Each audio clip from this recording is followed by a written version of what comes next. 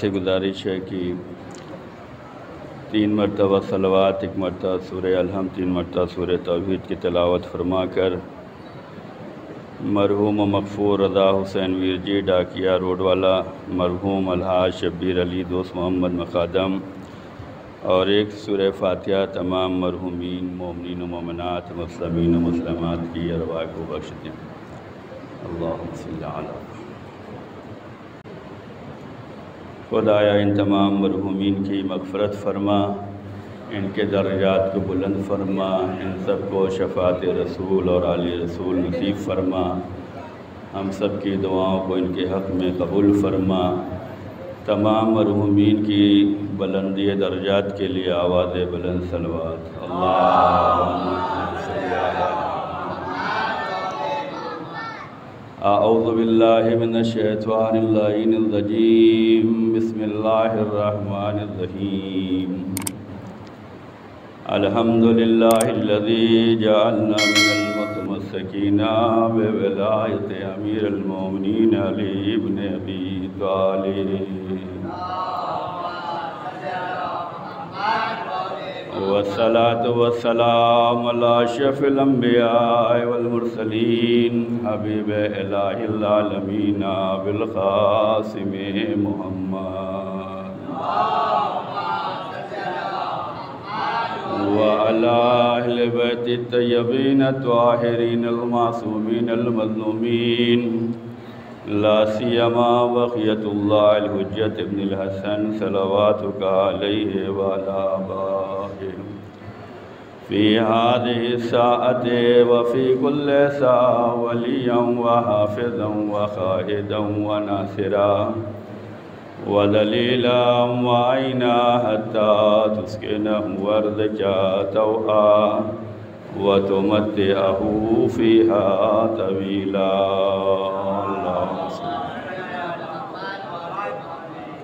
اما بعد فقد قال اللہ تبارک و تعالی فی کتابہ المبین وہو اصدق الصادقین وقولہ الحق۔ بسم اللہ الرحمن الرحیم۔ الیوم اکملت لکم دینکم واتممت علیکم نعمتی ورضیت لکم اسلاما دینا۔ صلوات بر محمد علیہ۔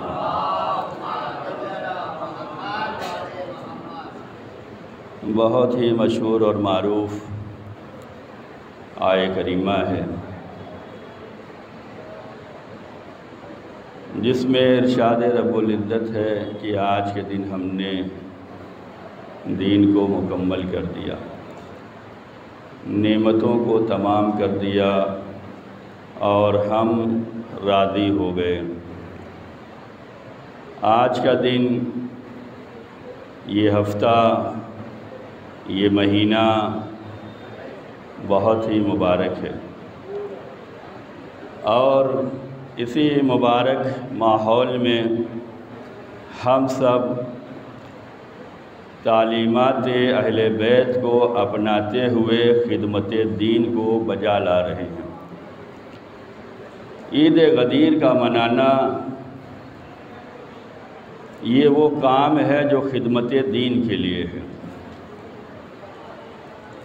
عید غدیر کا اہتمام کرنا، عید غدیر میں لوگوں کو شامل کرنا، عید غدیر کا اہتمام کرنا، یہ وہ ساری نیکیاں ہیں جسے اللہ توفیق دی ہے وہ بجا لاتا ہے۔ اللہ تعالیٰ نے اس عید کے لیے بڑے اہتمام کیے ہیں۔ اللہ تعالیٰ کی طرف سے بھی اہتمام ہے، نبی کی بھی طرف سے اہتمام ہے، مولا علی کی طرف سے بھی غدیر کا اہتمام ہے، اور مولا کے چاہنے والوں کی طرف سے بھی اہتمام ہے۔ ہم ان تمام اہتمامات کو ہم دیکھیں کہ آیا ہم اپنی ذمہ داری کو ادا کر رہے ہیں یا نہیں کر رہے ہیں۔ اللہ نے عید غدیر کا اہتمام یہ کیا ہے کہ وہ لوگ جو حج میں شامل ہوئے ہیں، سب کو معلوم ہے یہ نبی کا پہلا حج ہے اور آخری حج ہے۔ نبی کے ساتھ حج بجا لانا شرف کی بات ہے، یوں تو حج بجا لانا ہی شرف ہے، لیکن ایسا حج جو نبی کے ساتھ ہو وہ شرف پہ شرف رکھتا ہے۔ نبی کے ساتھ حج کر کے سب خوشی خوشی پلٹ رہے ہیں اور اس مقام پر پہنچنے والے ہیں جہاں سے حجاج کرام اپنی اپنی راہ لینے والے ہیں۔ ایسے موقع پر اللہ نے آیت نازل کی ہے، یہ اہتمام پروردگار ہے کہ غدیر کس طریقے سے منائی جائے، غدیر کا اعلان کس طریقے سے کیا جائے، غدیر کو کس طریقے سے پہنچایا جائے، غدیر میں سب کا وجود ہونا چاہیے۔ یہ غدیر اس طریقے سے نہیں تھی کہ جیسے ہم نمازوں میں شرکت کرتے ہیں، جیسے ہم جشن میں شرکت کرتے ہیں، جیسے ہم مجلسوں میں شرکت کرتے ہیں۔ توجہ چاہتا ہوں، نماز میں جب ہم شامل ہوتے ہیں تو بہت سے ایسے بندے ہیں جو فوراً مغرب کی جماعت سے پڑھتے ہیں، عشاء فرادہ پڑھ کے نکل جاتے ہیں۔ کیوں؟ جلدی ہے۔ جمعہ کے دن یہ دیکھا جاتا ہے کہ ادھر نماز جمعہ 2 رکعت ہم نے پڑھی، عصر کی فرادہ پڑھے جلدی تاکہ آفس پہنچنا ہے۔ جشن میں آئے، ہمارا پسندیدہ شاعر اس نے پڑھ لیا، اب ہم نکل گئے کہ ہمارا کام تمام ہو گیا۔ مجلسوں میں یہ دیکھا گیا ہے کہ ہم آئے اور ہم نے شرکت کی اور اس کے بعد پھر جو ہے ہم نکل گئے کہ ہمیں یہ ثواب مل گیا، مسجد آنے کا ثواب مل گیا، نماز پڑھنے کا ثواب مل گیا، جماعت کا ثواب مل گیا، جشن کا ثواب مل گیا، مجلس کا ثواب مل گیا، عزاداری کا ثواب مل گیا، محبت کا ثواب مل گیا، اور اس کے بعد ہم نکل جاتے ہیں۔ غدیر کا اہتمام اللہ نے اس طریقے سے کیا ہے کہ کوئی حاجی یہاں سے نکلنے نہ پائے،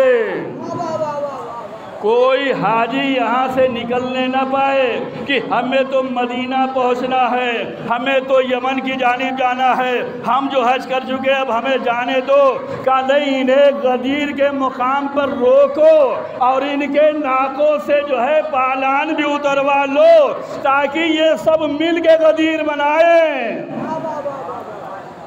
یہ سب مل کر غدیر منائیں، کوئی بھاگنے نہ پائے تاکہ یہ نہ کہہ سکے کہ ہمیں تو جلدی تھی، ہمیں پتہ ہی نہیں چلا غدیر میں کیا ہوا ہے۔ توجہ چاہتا ہوں، کوئی یہ نہ کہہ سکے کہ ہمیں پتہ ہی نہیں چلا کہ غدیر میں کیا ہوا۔ ہم رسول کے ساتھ تھے، ہم حج پہ تھے، ہم صفا مروہ میں تھے، ہم مینا میں تھے، ہم میقات میں تھے، ہم عرفات میں تھے، ہم یہاں تھے وہاں تھے، لیکن کوئی واقعہ نہیں ہوا۔ نبی اللہ نے ایسا اہتمام کیا اور اللہ نے غدیری لہجہ اپناتے ہوئے یہ کہا کہ فَإِن لَمْ تَفْعَلْ فَمَا بَلَّغْتَ رِسَالَتَهُ، اگر آپ نے یہ کام نہیں کیا تو گویا کچھ نہیں کیا۔ یہ غدیری لہجہ ہے۔ کیوں؟ اس لیے کہ دیکھنے میں آیا ہے دعوت ذوالعشیرہ میں لوگوں نے کھایا اور اس کے بعد پیغام سننے سے پہلے ہی جانے لگے۔ ابو طالب نے وہاں ڈانٹ کر سب کو روکا۔ نبی اللہ نے دیکھا ہے، ادھر نماز جمعہ کی آخری آیت پہ اگر توجہ دیں تو دور رسول میں لوگ کیسے نماز پڑھتے تھے وہ سارا واقعہ آپ کے سامنے آ جائے گا۔ سورہ جمعہ کی آخری آیات نبی کے دور کے نمازیوں کے حالات بیان کر رہی ہے۔ نبی نماز پڑھا رہے ہیں، جماعت ہو رہی ہے، ادھر کوئی تجارتی قافلہ آیا اور اس کا طبل بجا اور یہ نبی کو نماز میں چھوڑ کے چلے گئے۔ کیوں؟ کاروبار، یہ ہمیں خریدنا ہے، یہ ڈیل ہمیں کرنا ہے، یہ ہم خریدیں گے تو نفع زیادہ آئے گا، کوئی خریدنے نہ پائے۔ نبی کو حالت نماز میں چھوڑ کے چلے گئے یہ وہ سارے موقع ہیں جنہیں دیکھا گیا ہے اور قاعدے سے دیکھا گیا ہے، باریکی سے دیکھا گیا ہے۔ غدیر میں کسی کو یہ موقع دیا نہیں گیا کہ کوئی یہ نہ کہے کہ حج کر چکے اب جانے دو، کوئی یہ نہ کہے کہ ہم نبی کے ساتھ سے اب ہمیں نکل جانے دو۔ کہا نہیں، سب کو روکو، اور یہ بھی نہیں ہوگا کہ جو نبی کے ساتھ چل رہے ہیں بس وہیں پہ ہو جائے۔ کہا نہیں، یہ اللہ کا اہتمام ایسا ہے، جو آگے بڑھ گئے ہیں انہیں بھی بلا لو، اور جو پیچھے رہ گئے ہیں ان کا بھی انتظار کر لو۔ پتہ یہ چلا غدیر یہ ہمیں سمجھاتی ہے کہ اس میں مل کر کرو تو مزہ آنے والا ہے، اس میں انتظار بھی کرنا ہوگا، اس میں بلانا بھی ہوگا۔ آگے جو چلے گئے ہیں بلاؤ، پیچھے جو رہ گئے ہیں انتظار کرو۔ جب سب آ جائیں اور ان کے کجاوے اتار لیے جائیں اور انہیں جو ہے میدان میں جلتی ہوئی دھوپ میں انہیں روکو، بڑا اہتمام ہے۔ اے رسول، اگر آپ نے یہ کام نہیں کیا تو آپ نے کچھ نہیں کیا۔ غدیر کتنا اہم ہے کہ اگر یہ کام نہیں کیا تو آپ نے کچھ نہیں کیا۔ ہر جگہ خوف تھا لیکن اللہ نے ضمانت نہیں لی۔ ہر جگہ خوف، نبی کو کانٹوں پہ چلنا پڑا، نبی پر پتھر برسائے گئے، نبی پہ غلاظتیں ڈالی گئیں، نبی کی شان میں نازیبا کلمات ادا کیے گئے، نبی کو برا بھلا کہا گیا، ساری مشکلات ہیں، لیکن کوئی یہاں پر وعدہ نہیں ہے کہ ہم دشمنوں کے شر سے بچائیں گے۔ لیکن میدان غدیر میں جب اللہ نے ان حاجیوں کو رکوایا ہے تو غدیری لہجہ دکھلا دیا کہ اگر یہ نہیں ہوا تو کچھ نہیں ہوا۔ اور جب سب رک گئے تو یہ بھی کہا گیا کہ ڈریے گا نہیں، واللہ یعصمک من الناس، اللہ حفاظت کی ذمہ داری لے رہا ہے۔ اور اس کے بعد نبی نے جو ہے اعلان کیا ہے۔ غدیر میں علی کی ولایت کا اعلان ہوا۔ یہ ولایت علی کو سمجھنے کی ضرورت ہے۔ جو جو ولایت علی پہ ثابت قدم ہے اس کی ذمہ داری کیا ہے؟ یہ ولایت علی ہماری نماز، ہمارے روزے، ہمارے حج، ہمارے خمس، ہمارے زکوٰۃ کی طرح نہیں ہے۔ ابھی آپ نے نماز پڑھی ہے، ایک واجبات ادا کیا ہے آپ نے۔ یہ ولایت علی نماز کی طرح نہیں ہے، یہ ولایت علی روزے کی طرح نہیں ہے، یہ ولایت علی حج کی طرح نہیں ہے، یہ ولایت علی خمس کی طرح نہیں ہے، یہ ولایت علی زکوٰۃ کی طرح نہیں ہے۔ پھر یہ کیسی ہے؟ ولایت علی توحید کی طرح ہے، ولایت علی رسالت کی طرح ہے۔ یہ نماز اور توحید، روزہ توحید، حج توحید، خمس توحید، زکوٰۃ توحید، اس کو سمجھیں۔ نماز روزانہ 5 وقت واجب ہے۔ ابھی آپ نے مغربین پڑھ لیا ہے، آپ آزاد ہیں۔ اب آپ پہ جو فرض ہوگا، جو واجب ہوگی، وہ نماز صبح ہوگی۔ اب آپ آزاد ہیں۔ 5 وقت نماز واجب ہے، آپ نے مغربین پڑھ لی، اب نماز فجر سے پہلے تک آپ آزاد ہیں۔ اب آپ کو اللہ نے فجر کے لیے بلایا ہے، اس وقت ہمیں آنا ہے۔ فجر پڑھ لی، آپ آزاد ہیں۔ اب آپ کو ظہرین کی ادائیگی کرنی ہے۔ ظہرین پڑھ لی، آپ آزاد ہیں۔ اب مغربین میں آنا ہے، یہ آزاد ہیں۔ روزہ 11 مہینے آزاد ہیں، رمضان المبارک آئے گا تو 1 مہینہ روزہ رکھیں گے، 11 مہینے آزاد ہیں۔ حج کا استطاعت ہے تو پوری زندگی میں ایک مرتبہ واجب ہے، اس کے بعد آزاد ہیں۔ خمس کا اگر ہمارے پاس سال بھر میں 1 روپیہ بھی بچ رہا ہے، کوئی ضروری نہیں ہے کہ 1000 ہو، 10,000 ہو، لاکھ ہو، کروڑ ہو تبھی خمس نکالا جائے، نہیں۔ آپ کے پاس ایک فکس تاریخ کر لیجئے، سال بھر کے بعد آپ کے پاس اگر 1 روپیہ بھی بچ رہا ہے تو 20 پیسہ خمس نکالنا ہے، اس کے بعد سال بھر آپ آزاد ہیں۔ زکوٰۃ مال مقدار تک پہنچ جائے اس کے بعد نکالنا ہے، اس کے بعد آپ آزاد ہیں۔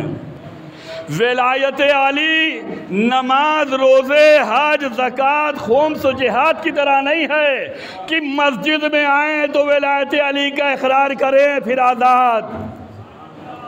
ولایت علی روزے کی طرح نہیں ہے کہ 1 مہینہ آئے تو اقرار کریں گے اس کے بعد آزاد۔ ولایت علی حج کی طرح نہیں ہے کہ زندگی میں 1 بار جو ہے اقرار کریں گے اس کے بعد آزاد۔ ولایت علی خمس و زکوٰۃ کی طرح نہیں ہے کہ سال میں 1 مرتبہ نکال دیا، جتنا اللہ نے نوازا اسی اعتبار سے نکالا۔ 1 روپیہ بچا تو 20 پیسہ نکال دیا، 10 روپیہ بچا تو 2 روپیہ نکال دیا، 1000 بچا تو 200 نکال دیا، 10,000 بچا تو 2,000 نکال دیا، 1 لاکھ بچا تو 20,000 نکال دیا، اس کے بعد ہم آزاد ہیں۔ ولایت علی خمس کی طرح نہیں ہے کہ تھوڑی سی محبت کر لی پھر آزاد ہو گئے۔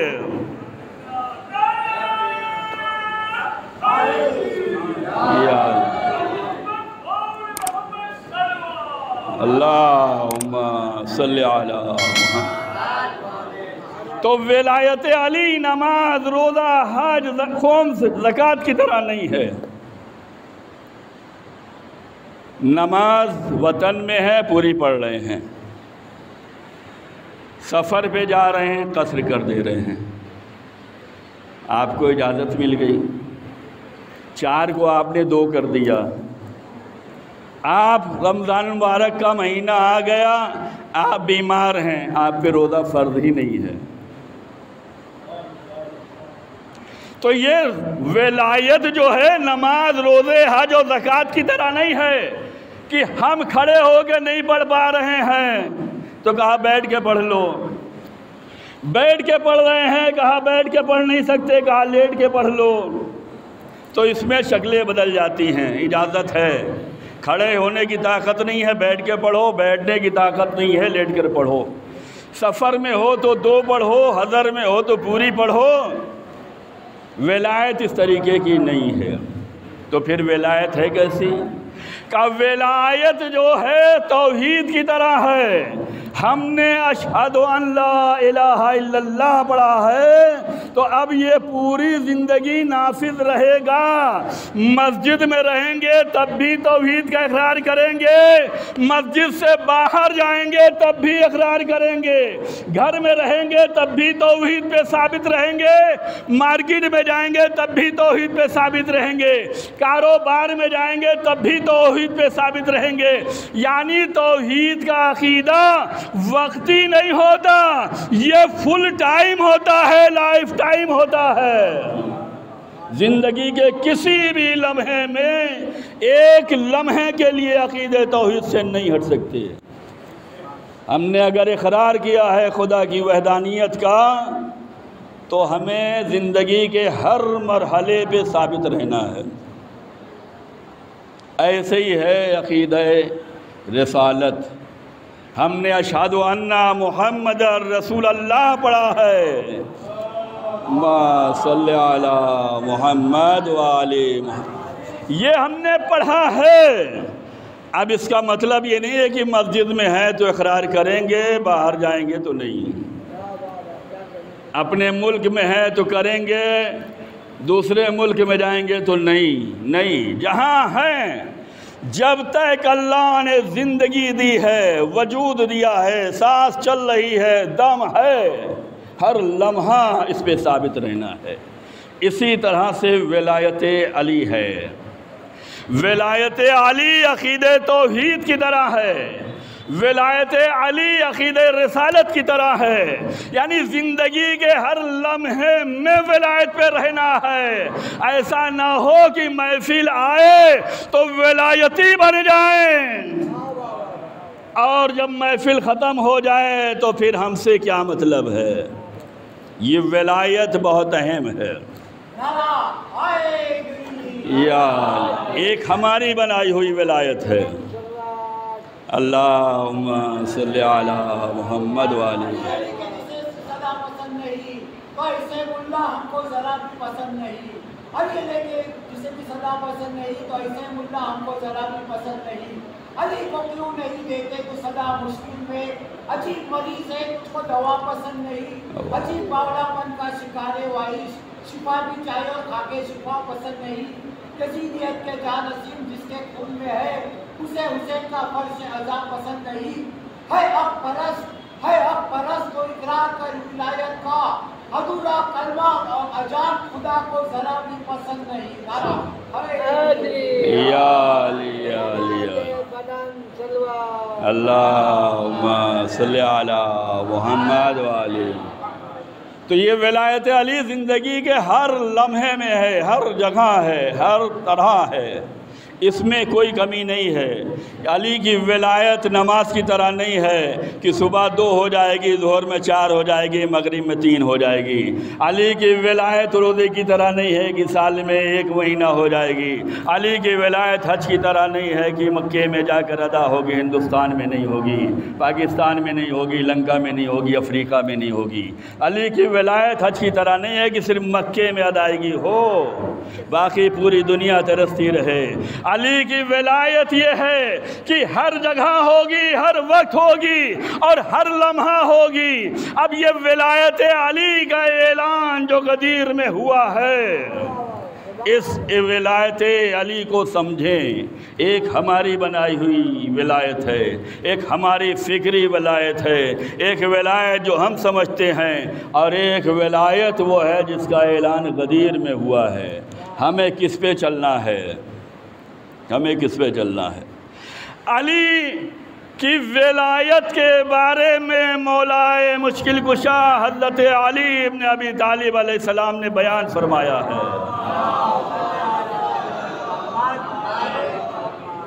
کہ ہمارا چاہنے والا ہماری ولایت کے زیر سایہ، دیکھیں اقرار ولایت کیا ہے، آسان نہیں ہے، آسان نہیں ہے۔ امام فرماتے ہیں ہماری ولایت کا اقرار کرنے والے ہمارے شیعہ ولایت کے زیر سایہ کیسے زندگی گزاریں گے؟ یہ آپس میں محبت کے ساتھ پیش آئیں گے۔ اس کا مطلب یہ ہے کہ اگر ہم ولایت علی پہ ثابت ہیں تو ہمارے درمیان اتحاد ہونا چاہیے۔ اگر ہمارے درمیان اتحاد ہے، محبت ہے، سخاوت ہے، ہمدردی ہے، پیار ہے، جذبہ ہے، ایثاری ہے، ایک دوسرے کا خیال ہے، تو یہ علی کی ولایت میں ہم ہیں۔ اب ہم جانچیں اور پرکھیں کہ ہم علی کی ولایت میں ہیں یا خیالی ولایت میں ہیں۔ مولا فرماتے ہیں ہماری ولایت کے زیر سایہ ہمارا شیعہ ایسا ہوتا ہے جس کے اندر سخاوت پائی جائے۔ سخاوت کی مثال اگر دیکھنی ہے تو اس مسجد کی شان ہے۔ ہر ولادت پر، ہر خوشحالی پر بندہ مومنین تحفے دیتے ہیں۔ ابھی قلم بٹا ہے، قسمت میں تھا ہمارے، ہمیں بھی مل گیا، اور یہ عید کا تحفہ ہے، یہ غدیر کا تحفہ ہے۔ حدیثوں میں آیا ہے، مولا فرماتے ہیں کہ جو غدیر کو زندہ رکھنے کے لیے بہت سے طریقے ہیں، ان میں ایک طریقہ جشن کرنا ہے، ایک طریقہ مومنین کی عزت کرنا ہے، ایک طریقہ مومنین کو تحفے دینا ہے، ایک طریقہ مومنین کی ضیافت کرنا ہے، ایک طریقہ مومنین کو تحفہ دینا ہے، ایک طریقہ گلے ملنا ہے، ایک طریقہ مصافحہ کرنا ہے، ایک طریقہ غدیر کو رائج کرنے کا یہ ہے کہ مل جل کر خدمت دین کرنا ہے۔ یہ ہے غدیر کا، جو غدیر کو زندہ رکھنا چاہتا ہے، اگر یاد غدیر میں وہ ایک درہم بھی لگا رہا ہے، ایک درہم، ایک روپیہ بھی اگر آپ لگا رہے ہیں تو یہ ایک روپیہ 10 کے برابر نہیں ہے۔ قرآن میں عمل خیر کرنے والوں کے جو ثواب بیان کیے گئے ہیں وہ یہ ہے کہ 1 کرو گے تو 10 ملے گا، اور اگر نیت اچھی رہی، جذبہ اچھا رہا، ریاکاری نہیں رہی، کسی کو ستانا نہیں رہا، اذیت نہیں دینا تھا، احسان نہیں جتلانا تھا، اور تم نے نیکی کی ہے تو قرآن نے اس کی مثال 1 کے بدلے 700 بیان کی ہے۔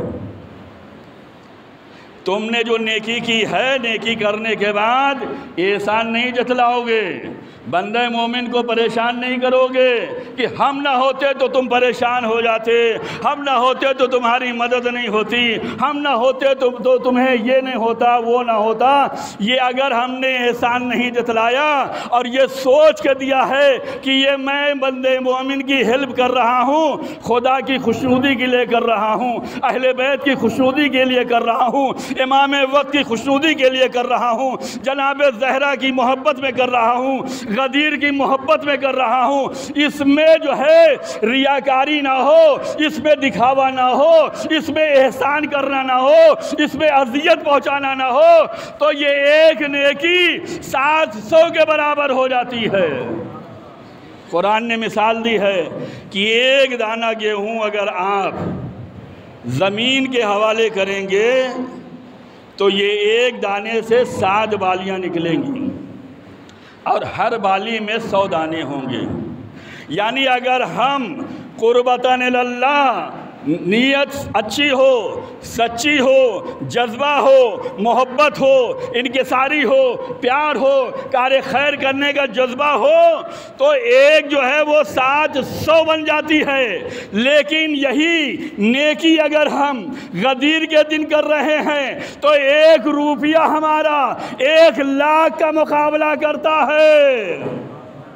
کتنے خوش نصیب ہیں وہ بندگان خدا اور وہ بندے مومن اور وہ علی کا چاہنے والا جو عید کے موقع پہ 1 روپیہ بھی خرچ کر دے تو اسے 1 لاکھ ملنے والا ہے۔ جس نے جتنا لگایا ہوگا 1 لاکھ سے اسے ضرب دیتے چلے جائیے۔ ایک صلوات پڑھ دیں محمد آل محمد۔ تو یہ وہ سارے طریقے ہیں جو عید غدیر کو رائج کرنا ہے، لوگوں تک پہنچانا ہے۔ قدرت نے اہتمام کیا ہے، رسول نے اہتمام کیا، رسول نے یہ اہتمام کیا کہ سب کو روکا، 3 دن تک بیعت کا سلسلہ رہا، مبارکبادی دو بیعت کرو، مبارکبادی دو بیعت کرو۔ 3 دن قافلہ لیٹ ہوا ہے۔ یہ اہتمام میں رسول ہے غدیر کے سلسلے میں، اور اس کے بعد رسول نے ایسے ہی نہیں چھوڑ دیا، جاؤ بھائی ہم نے سنا دیا اب تم اپنا کام اور ہم اپنا کام، ذمہ داری ادا ہوا، اس طریقے کی نہیں تھا۔ نبی اللہ نے فرمایا جتنے حاضر ہیں ہر یہ حاضر پر ضروری ہے کہ یہ پیغام غدیر غائب تک پہنچاتے رہیں، جو ہے ان کی ذمہ داری ہے غائب تک پہنچاتے رہیں۔ یہ سلسلہ قیامت تک جاری رہنا چاہیے۔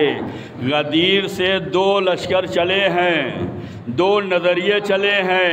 دو فکر چلی ہے، دو طرح کے عقیدے چلے ہیں، دو طرح کے عمل چلے ہیں، دو طرح کی محبت چلی ہے، دو طریقہ رائج ہوا ہے۔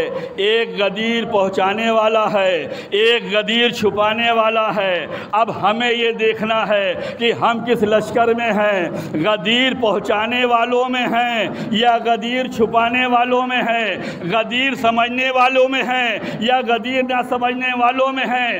دو لشکر چل رہے ہیں، اور یہ لشکر اور یہ فکر اور یہ نظر، یہ عقیدہ، یہ ایمان، یہ جذبہ، یہ راہ، یہ سبیل وقتی نہیں ہے، روزانہ جاری و ساری ہے۔ اب ہمیں مقابلہ کرنا ہے، ہمیں بیداری کا ثبوت دینا ہے، ہمیں سمجھنا ہے ہم کس راہ پہ ہیں۔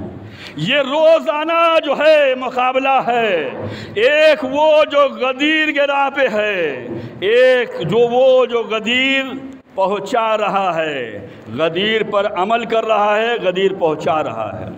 ایک وہ ہے جو غدیر کو چھپا رہا ہے، لوگوں کو غدیر سے بچا رہا ہے۔ ہم کہاں جانا چاہتے ہیں؟ کیا ہم نے فقط اتنی ہی ذمہ داری سمجھ لی ہے کہ غدیر میں مبارکبادی دے دیں، بیعت کر لیں، واہ واہ کر لیں، گلے مل لیں، مصافحہ کر لیں، بس ہماری ذمہ داری ختم؟ کیا ہماری ذمہ داری اتنی ہے بھائی بس ہم اقرار ولایت علی کرتے ہیں، بس اعلان ولایت علی کر لو اور اقرار کر لو، اس کے بعد تو کچھ نہیں ہے؟ بس اتنا ہی ہے؟ سمجھنے کی ضرورت ہے، سوچنے کی ضرورت ہے، فکر کرنے کی ضرورت ہے۔ اگر فقط اقرار ولایت علی کر لینا ہی کافی ہے، اگر فقط مبارکبادی دے دینا ہی کافی ہے، تو جو لوگ غدیر میں پہلی صف میں مبارکبادی دے رہے تھے وہ مدینے میں جا کے بہک گئے۔ کیوں؟ خواہش نفسانی۔ ہم ان کی نہیں مانیں گے، ہم ان کے راہ پہ نہیں چلیں گے، ہمیں اپنی حکومت چاہیے، ہم اپنے یاروں میں رہیں گے، ہمارا نظریہ الگ ہے، ہماری فکر الگ ہے، ہم کام کرنا چاہتے ہیں۔ نبی نے میدان غدیر میں اس طریقے کا اہتمام کیا تھا کہ دیکھو ہم تو اب جا رہے ہیں لیکن تمہیں یوں آزاد چھوڑ کے نہیں جا رہے ہیں، اللہ ہمارا مولا ہے، ہم مومنوں کے مولا ہیں، اور جس کا میں مولا ہوں اس کے یہ علی مولا ہیں۔ اب علی کو اگر مولا مان رہے ہو تو علی کی بات بھی مان لو، علی کی راہ پہ بھی آ جاؤ، علی کی سیرت پہ بھی آ جاؤ، علی کے مقصد پہ بھی آ جاؤ، علی کے مشن پہ بھی آ جاؤ۔ نبی نے چھوڑا نہیں ہے، نبی نے چھوڑا نہیں ہے، نبی نے اہتمام کیا۔ من کن تو مولا کو سمجھیں، من کن تو مولا فہذا علی مولا، جس کا میں مولا اس کے یہ علی مولا۔ یا ہماری خواہش نہیں چلنے والی ہے، یا ہمارا جذبہ نہیں چلنے والا، یا ہمارا نظریہ نہیں چلنے والا ہے، یا ہماری فکر ہم یہ چاہتے ہیں یہ نہیں ہونے والا ہے، ہم اس طریقے سے کرنا چاہتے ہیں، نہیں چلنے والا ہے۔ کیوں؟ اس لیے کہ یہ تمہارا بنایا ہوا نظام نہیں ہے، یہ الہی نظام ہے، یہ رسالت کا نظام ہے، یہ ولایت کا نظام ہے۔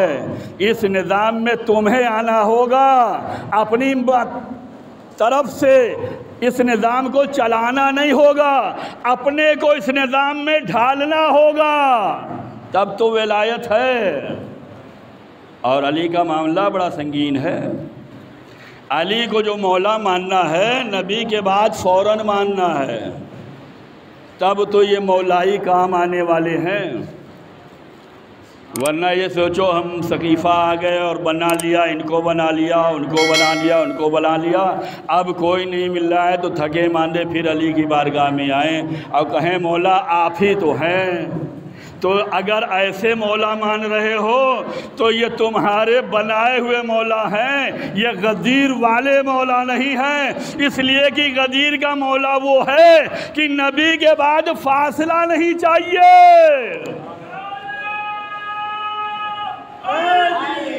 یا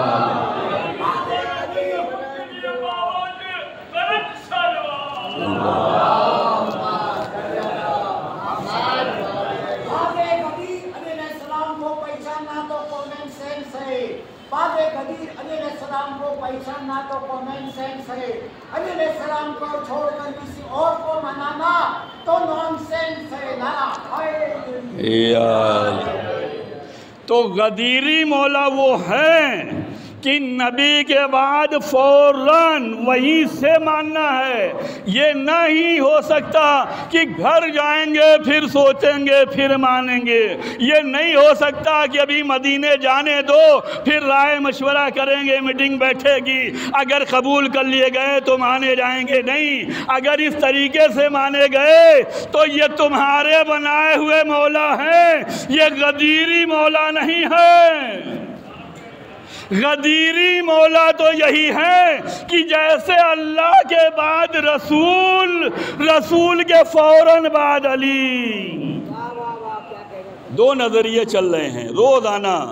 हमें जांचना है, परखना है। दावत फ़िक्र दे रहा हूँ, गौर व फिक्र कीजिए हम किस राह पे हैं।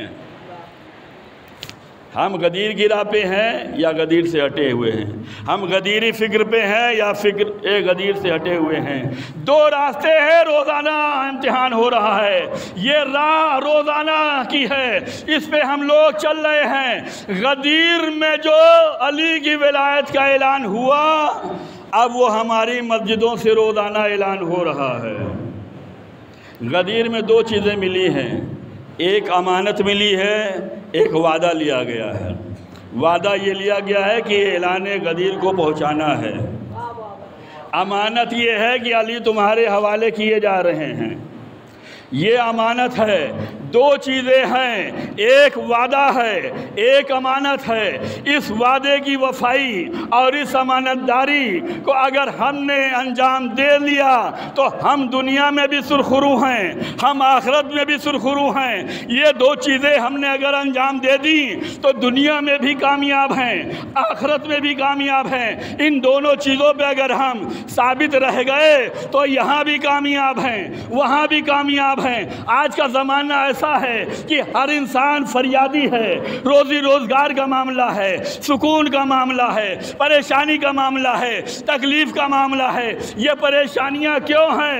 हदीसों में आया है कि अगर तुम दो चीज़ों को अपना लो तो रोज़ी से कभी बरकत जाने वाली नहीं है। दो चीज़ों को अपनाओ, एक जो वादा करो उसे पूरा करो, एक जो अमानत दी गई है उसमें खयानत नहीं होना चाहिए। ये दो चीज़ें अगर तुमने अंजाम दे दी तो तुम्हारी रोज़ी में बरकत होगी। और इन दो चीज़ों में कौम, कबीला, दीन और मज़हब, मिल्लत, अपना पराया, ऐरा गैरा नहीं देखा जाता। ये नाफिज करना है। अपना हो तब भी नाफिज करो, पराया है तब भी नाफिज करो, मुसलमान है तब भी नाफिज करो, सामने गैर मुस्लिम है तब भी नाफिज करो, अपने वतन में हो तब भी, गैर वतन में हो तब भी।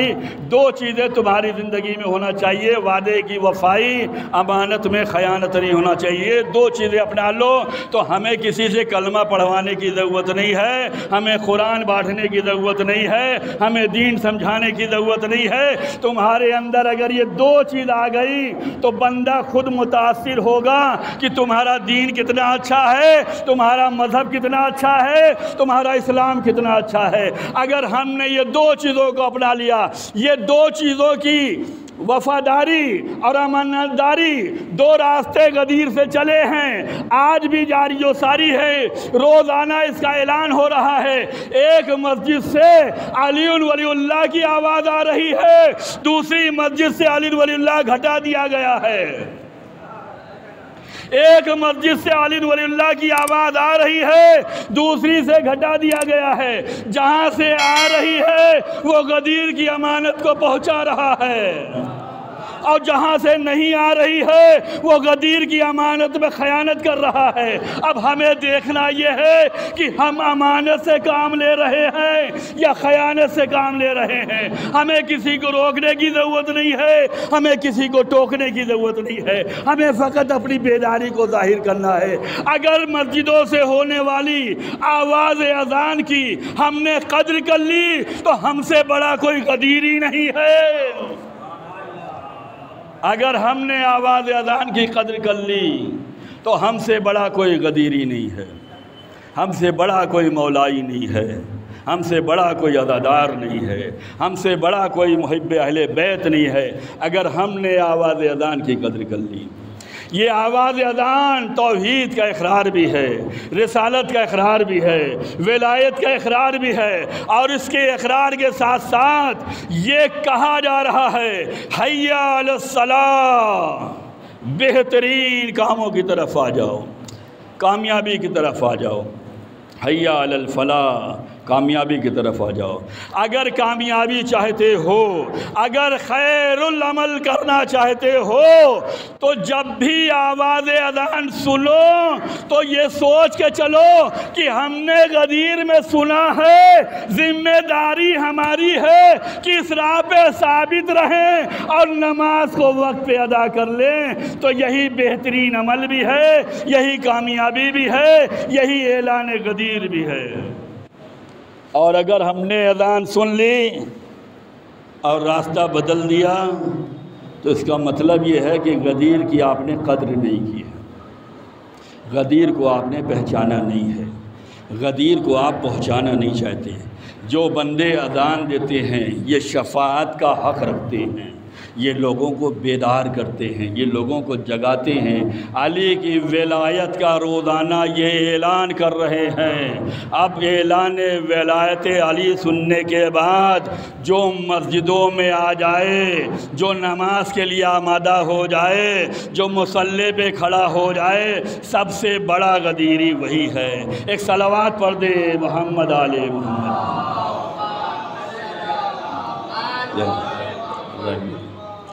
بس عزیزان گرامی، یہ بیداری امت کے لیے، یہ آپ کے غور و فکر کے لیے غدیر کیسے رائج کی جائے، غدیر کو کیسے پہنچایا جائے، غدیر پہ کیسے ثابت رہا جائے، غدیر کتنی اہم ہے۔ یہ غدیر عام عیدوں کی طرح نہیں ہے، بس آخری منزل پہ ہوں میں۔ یہ غدیر عام عیدوں کی طرح نہیں ہے، اس لیے کہ غدیر کو کہا گیا ہے یہ عیدوں کی عید ہے۔ بھائی اس مہینے میں 3 عید آئی ہے، ایک عید قربان آئی ہے، ایک عید غدیر آئی ہے، اور ایک عید آنے والی ہے، ایک عید آنے والی ہے، عید مباہلہ۔ جتنی بھی عیدیں ہوں ساری عید اس عید غدیر کا مقابلہ نہیں کر سکتی۔ عید فطر کا روزے تمام ہونے پہ عید الفطر، عید الاضحیٰ کا حج تمام ہونے پہ عید الاضحیٰ کا عید مباہلہ۔ کہاں اسلام جب کامیاب ہو جائے منوانے میں تو عید مباہلہ، تو یہ عید غدیر یہ تو سب سے بھاری عید ہے، تمام عیدوں کی عید ہے۔ اس عید کے بارے میں کہا گیا ہے کہ عید غدیر کی مثال ایسے ہی ہے تمام عیدوں پہ جیسے ستاروں کے درمیان چاند۔ دیکھیں قرآن ہمیں پڑھنا چاہیے، واقعات فضول میں نہیں ہیں، عبث نہیں ہیں۔ ان واقعات کو جو قرآنوں میں رکھا گیا ہے یہ ہماری نصیحت کے لیے ہے، یہ ہماری تربیت کے لیے ہے، ہماری فکر کے لیے ہے۔ بس ذہن میں جملہ آیا اور اسی پہ اختتام کر دوں گا کہ آدم کو سجدہ کرایا گیا، کیوں کرایا گیا؟ 1,24,000 نبیوں میں فقط آدم کو سجدہ کرایا گیا۔ پہلے نبی، پہلے خلیفہ سجدہ کرایا گیا۔ اللہ نے قرآن میں سارے نمونے رکھے ہیں، اور یہ مثالیں اس لیے رکھی ہیں تاکہ اسی کی راہ میں تمہیں اپنی زندگی کو ثابت رکھنا ہے، سنوارنا ہے، اسی سے برکت لینا ہے، اسی سے فیضیاب ہونا ہے، اسی سے ہدایت لینا ہے۔ پہلے خلیفہ، پہلے نبی، پہلے بشر سجدہ کرایا گیا۔ کیوں کرایا گیا؟ کہا پنجتن کے انوار ان کی پیشانی میں رکھے گئے تو سجدہ کروایا گیا۔ آدم کا سجدہ کروا لیا، ہمیں بتانے کی کیا ضرورت ہے؟ آدم پہلے تھے، ہم آخری کے ماننے والے ہیں، ہمیں آخری دور میں جینا ہے۔ اب آدم کا سجدہ کہاں اور ہم کہاں؟ کہا نہیں، جو کچھ رکھا ہے وہ کبھی نہ کبھی تو تمہیں سکھانے کے لیے مثال دی جائے گی۔ آدم کا سجدہ اور 8ویں امام کا دور، 8ویں امام علی رضا علیہ السلام ارشاد فرماتے ہیں کہ عید غدیر کا اقرار ایسے ہی ہے جیسے آدم کے سامنے سجدہ کرنا۔ غدیر کا اعلان ایسا ہی ہے جیسے آدم کے سامنے سجدہ کرنا۔ اللہ نے آدم کے سامنے ملائکہ سے سجدہ کروا کے یہ بتلا دیا کہ جو ہمارے حکم پہ چلے گا اسی کو جو ہے اپنی بارگاہ میں رکھا جائے گا، اور جو مخالفت کرے گا چاہے جتنا بڑا نمازی ہو، چاہے جس صحبت میں رہنے والا ہو، چاہے جہاں رہنے والا ہو، اگر ہماری باتوں کی مخالفت کی گئی تو اسے نکال دیں گے۔ شیطان کہاں رہتا تھا؟ ملائکہ کی صفوں میں رہتا تھا۔ اس کے سجدے کتنے بھاری ہیں، اس کی عبادت کتنی ہے، لیکن ایک حکم خدا کی نافرمانی نے اس کو جو ہے جنت سے نکال دیا۔ شیطان جب جنت سے نکالا گیا تو روتا ہوا آیا۔ یہ آدم کا سجدہ 8ویں امام فرماتے ہیں جیسے سجدہ آدم تھا ویسے ہی عید غدیر کا اقرار ہے، ولایت علی کا اقرار ہے۔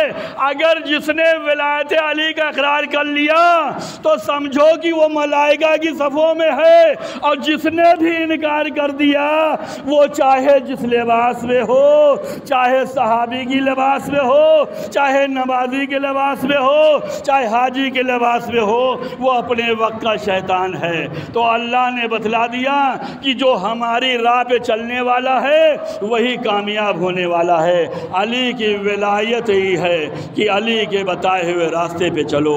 علی کی ولایت کا راستہ یہ ہے، مولا فرماتے ہیں کہ ہمارے شیعہ ہماری راہ پہ چلنے والے آپس میں اتحاد سے رہتے ہیں، آپس میں محبت سے رہتے ہیں، سخاوت کے ساتھ رہتے ہیں، ہمدردی کے ساتھ رہتے ہیں، اپنے پڑوسیوں کا خیال رکھتے ہیں، لوگوں کے ساتھ امن و امان سے پیش آتے ہیں۔ یہ ہمارے شیعہ ہیں، یہ ہمارے ولایتی ہیں۔ پروردگار کی بارگاہ میں دعا ہے کہ پروردگار ہم سب کو ایسا عاشق علی بنا دے جیسا علی چاہتے ہیں، ہمیں ایسا غدیری بنا دے جیسا علی دیکھنا چاہتے ہیں۔ پروردگار آج تو نے یہ شب دی ہے، یہ دن دیا ہے، یہ سعادت دی ہے، یہ توفیق دی ہے، یہ جذبہ دیا ہے، یہ محبت دیا ہے۔ پروردگار عید غدیر کا واسطہ ہے، ہم سب کے گناہوں کو معاف فرما۔ پروردگار ہم سب کی حاضری کو قبول فرما، ہم سب کو مل جل کر خدمت دین کرنے کی توفیق عنایت فرما، ہماری اعمال کو قبول فرما، اس کا بہترین سے بہترین صلہ میسر فرما۔ پروردگار بہترین عید یہ ہے کہ ظہور حضرت امام زمان میں تعجیل فرما، ہم سب کو امام کے خادم و ناصروں میں شمار فرما۔ بسم اللہ الرحمن الرحیم۔ ان اللہ وملائکتہ یصلون علی النبی یا ایھا الذین آمنوا صلوا علیہ وسلموا تسلیما۔ 5 منٹ رکیے۔